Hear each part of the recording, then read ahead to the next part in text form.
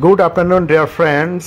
আজি হৈছে 2nd April 2025 যোৱা 30 মাৰ্চ 2025 তাৰিখত অসম ৰাজ্যিক নিৰ্বাচনী আয়োগৰ পৰা বিভিন্ন জিলা আয়ুক্তসকলক এখন নটিফিকেশ্যন জাৰি কৰা হৈছে।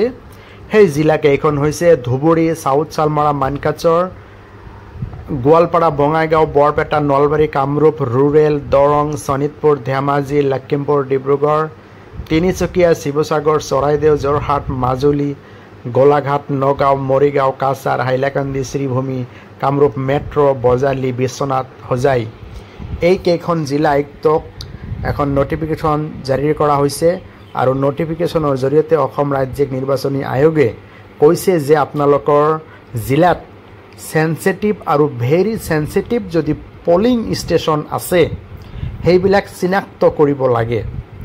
এতিয়া প্ৰত্যেক জিলাত কিছুমান স্পৰ্শকাতৰ ভোট গ্ৰহণ কেন্দ্ৰ আছে।